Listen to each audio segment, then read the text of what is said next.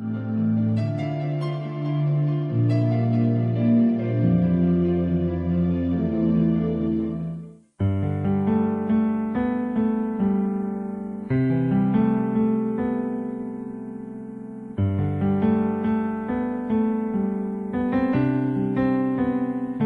un tema antiguo porque ya ha habido en épocas anteriores, incluso en siglos anteriores, un intento de solicitar el doctorado para Santo Tomás de Villanueva, el doctorado de la Iglesia. Y pues es un santo poco conocido. Por otro lado, creo que es un santo valiente, un santo, hay que decirlo, capaz de enseñar ayer y hoy. Supone que es una persona que con su doctrina y con su santidad ha aportado a la Iglesia pues, una base teológica o una praxis pastoral particular que es emblemática y que evidentemente puede servir para que los cristianos y toda la Iglesia en general pues, se beneficien de su doctrina. Entonces, al declararle doctor, quiere decir que se indica que la doctrina de esa persona, de ese santo, es una doctrina eminente, que es bueno que sea seguida por los fieles, ¿no? Entonces es un modo de invitar a que se lea, que se conozca su vida y su obra para luego transmitirla a la práctica cristiana.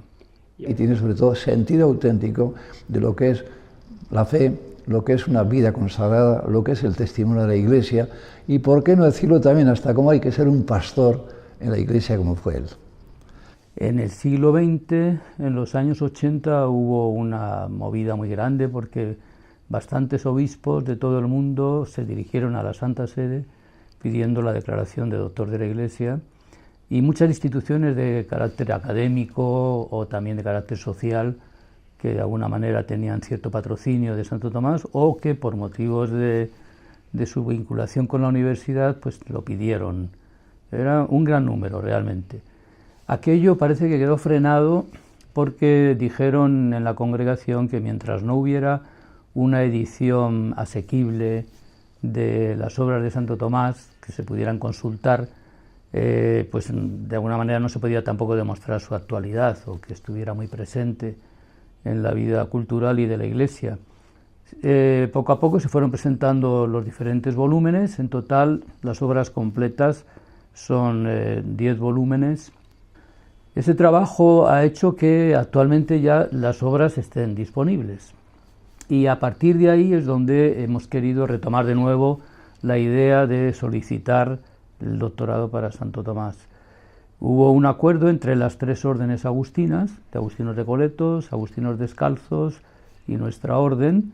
Los postuladores de las tres órdenes han estado de acuerdo en que se hiciera. Nos hemos reunido el padre Fernando Rojo, el padre Larrinaga y yo para movilizar el tema con los obispos. Yo tuve una entrevista con el cardenal de Valencia, Cañizares. Él es muy entusiasta de la idea del doctorado y dijo que sí, que había que intentar moverlo y que convenía cuanto antes organizar un congreso. Se va a celebrar en el mes de enero, y será en Valencia. Y en la Conferencia Episcopal Española yo hablé con el cardenal Blázquez, él dijo que sí, que lo presentara. Enviamos una carta que firmé en nombre también de los postuladores de las tres órdenes, solicitando a la Conferencia Episcopal que se dirigieran a Roma y pidieran el doctorado. Fue presentado, de hecho, el tema y salió aprobado por una grandísima mayoría y enviado a Roma la solicitud. Entonces ya teníamos la primera Conferencia Episcopal involucrada en esa solicitud. Me dirigí también a la Conferencia Episcopal de Panamá, donde están varios obispos recoletos y agustinos, y también ellos se han dirigido a Roma ya solicitándolo. Y detrás de eso, pues he enviado prácticamente este documento inicial a la Conferencia Episcopal de Argentina, a la Conferencia Episcopal de Perú, a la de México, que está tratándolo ahora también, e incluso me dirigí a los agustinos de Norteamérica nuestros, de la orden, que su provincia se llama de Santo Tomás de Villanueva. Creo que la definición fundamental es cómo él, desde el espíritu, asume el ofrecimiento mayor de un clima de entrega a Dios. Y hoy sería esto también para nosotros, incluso para todos la orden agustiniana, también para la Iglesia, esta especie de maravilla que es cómo llegar en nosotros mismos a crear y a vivir este clima de entrega a Dios. Y lógicamente esto nos llevaría a una especie de ilusión, pues para crear un ambiente religioso auténtico. Hombre, a mí me ha marcado mucho la fidelidad tan enorme que él tiene a su propia vocación. O sea, yo creo que es porque tiene, claro, muchos avisos también a los religiosos para que eviten pues el riesgo de perder su vocación por la vía de la disipación o de meterse en temas seculares y olvidar su propia vocación. Entonces esa llamada a la fidelidad en Santo Tomás es una llamada casi continua, ¿no? Nosotros podemos pensar, este hombre que metido, vamos a decir así, en su comunidad, en sus comunidades, llega un momento tan serio como es de cómo del convento tiene que ir a palacio. Y cómo, por lo tanto, llega él a una situación tan concreta como es el Palacio de Valencia. Y, sin embargo, él no va a pasar de su propia vida, realidad consagrada. La pobreza de su propia vida consagrada la va a trasladar desde su propia persona. Es un santo que se significó muchísimo por una pobreza radical y por un servicio a los pobres indudable. Y un servicio también a la pastoral. Fue un hombre que realmente tomó muy en serio su responsabilidad como obispo y se visitó la diócesis y dio normas para mejorar la vida eclesiástica en su época. Como es una persona que tiene una capacidad maravillosa desde el espíritu, no solamente la ciencia, de una enseñanza.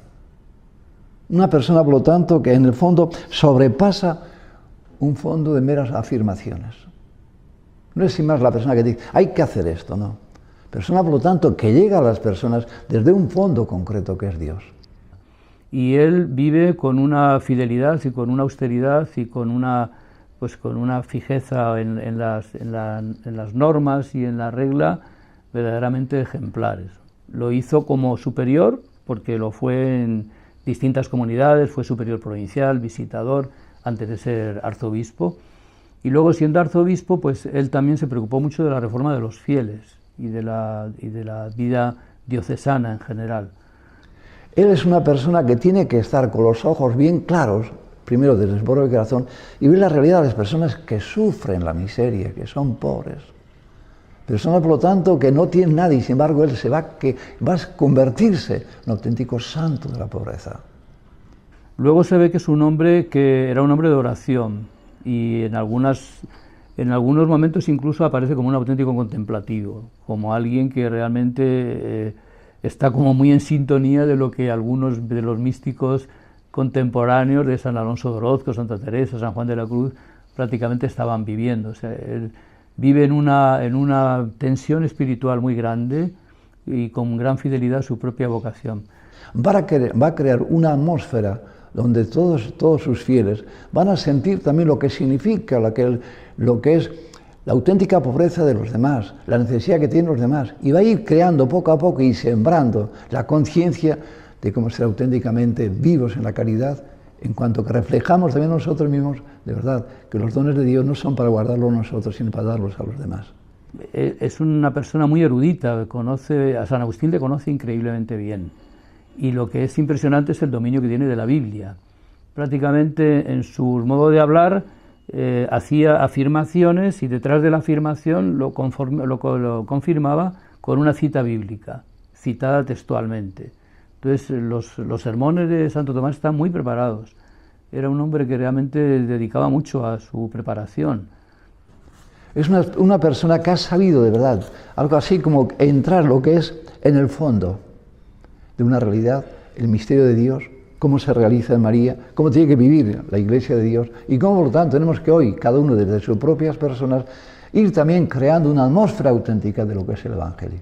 Ojalá que también desde nuestra posición como agustinos, en las distintas órdenes, seamos capaces también de promover esta causa que yo creo que puede ser de un gran bien, por supuesto para la Iglesia, pero de un modo muy particular pues para nuestras órdenes, que le veneramos verdaderamente como un modelo para nuestra vida religiosa.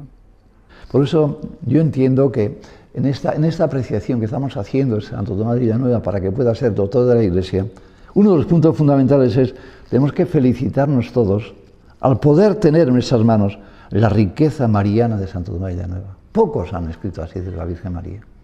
Y esto para nosotros, los agustinos, toda la familia agustiniana, es un orgullo total. Pero también para la Iglesia. Y por eso cuando pensamos nosotros que es posible que tenga no únicamente esa especie de título, que sea doctor de la Iglesia, no, porque en realidad no hace otra cosa sin manifestar la auténtica esencia de lo que es el sentido cristiano, y lógicamente, igual que habla de Cristo en su propia verdad, llega a la expresión de María, como seguramente pocas personas lo han hecho. En Roma el asunto lo están moviendo los postuladores nuestros, ahí de las tres órdenes. Han acudido a la congregación, en la congregación han nombrado ya una persona, un monseñor, para que haga un seguimiento del tema, Monseñor Tallaferri, y nos han solicitado 3 copias de todas las obras completas porque en principio tratan de darlo a estudiar, porque tiene que pasar por la doctrina de la fe y tienen que hacer un estudio para ver si efectivamente tiene una doctrina eminente y es interesante su declaración, ¿no?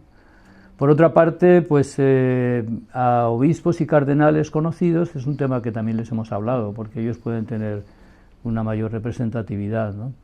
Y alguno de ellos, pues evidentemente Monseñor Lacunza en Panamá, o también Santos Abril, que tiene sede prácticamente en Valencia, tiene allí casa y ha sido muy cercano a nuestra orden, en concreto está afiliado a la orden, y algún otro cardenal también se les ha pedido, el propio cardenal de Madrid, que escribió luego muy amablemente, que sí, por supuesto que le apoyaba la idea. O sea, hay un buen eco en este momento. Lo que pueda demorarse o no, pues ya depende mucho del tiempo que dediquen a ese estudio. Ese puede ser el problema que puede demorar. El cardenal Cañizares creía que no se demoraría demasiado. La verdad es que el hecho de ser un obispo tan preocupado con los temas de pobreza y de carácter social y demás, ciertamente podría ser un elemento que ayudara a una declaración un poco más rápida, pero bueno, eso ya dependerá mucho también del Papa y del interés con que la congregación pueda mover el asunto, ¿no?